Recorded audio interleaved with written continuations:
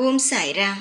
என் அன்பு செல்லமே, என்னுடைய தங்கமே, வாழ்க்கையில் எப்பேற்பட்ட சோதனைகள், எப்பேற்பட்ட விஷயங்கள் நடந்தாலும் அதை உன் மனதுக்குள் எடுத்து கொண்டு உன்னுடைய வாழ்க்கையை வெறுத்து விடாதே. வாழ்க்கையில் இன்று சில விஷயம் உன்னை காயப்படுத்துவது போல நடந்தாலும் நாளை உன்னுடைய வாழ்க்கையே உனக்கு சந்தோஷத்தை தரும் அளவுக்கு நல்ல காரியங்களும் நடந்திடும். புரிகிறதா? அதனால் இப்பொழுது இது நடக்கிறதே, அப்பொழுது அது நடக்கிறதே என்று கவலைப்படாமல் வாழ்க்கை நிச்சயமாக ஒரு நாள் மாறும் என்ற நம்பிக்கையோடு ஏதாவது ஒரு கவலைகள் நடந்தால் அதை கடந்துவிட. சந்தோஷங்களானது நிலையாகத்தான் இருக்கும், ஆனால் கஷ்டங்களானது நிலையாக இருக்காது. நீயே உதாரணத்திற்கு ஒன்று சொல்கிறேன் கேள்.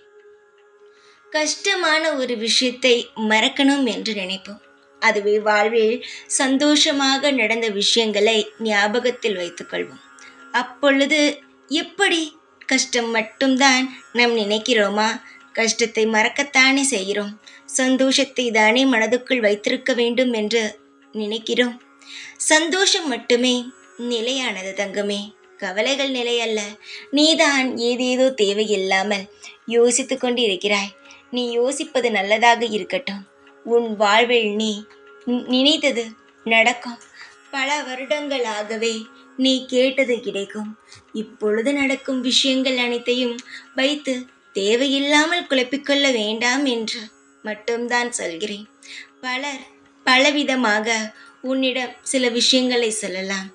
நீ இதை செய்கிறாய் அல்லவா, இது உன்னுடைய வாழ்வுக்கு நல்லது அல்ல என்ற.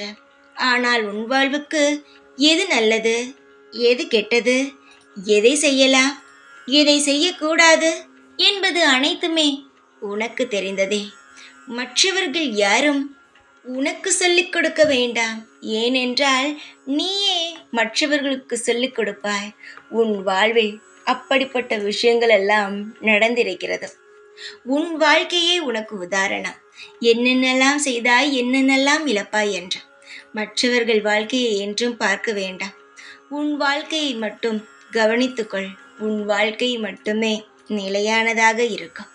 நிச்சயமாக சொல்கிறேன், கவலைகள் இருந்தால் வாழ்க்கையில் எந்த ஒரு விஷயத்தையும் செய்ய முடியாது என்பதை மறந்து விடாதே. யாரை பார்த்தும் எப்பொழுதும் உன் வாழ்க்கையை ஒப்பிட்டு பார்க்காதே. அப்படியே உன்னை யாராவது அவர்கள் எப்படி இருக்கிறார்கள், நீ எப்படி இருக்கிறாய், அவர்கள் எப்படி குடும்பம் நடத்துகிறார்கள், நீ எப்படி குடும்பம் நடத்துகிறாய் என்று சொன்னால் அவர்களிடம் பேசாதே. எப்பொழுதும் ஒப்பிட்டு பார்த்து பேசும் உறவானது நிலையானதல்லவா? அதனால் எப்பொழுதும் ஒப்பிட்டு பேசுபவர்களை நம்பாதே. முதலில் அவர்களிடம் பேசாதே. நீ தைரியத்துடன் இரு. எல்லா விஷயமும் உனக்காக காத்து கொண்டே இருக்கிறது. உனக்காக எப்பொழுதும் எந்நாளும் இந்த சாய் ஆகிய நான் இருப்பேன்.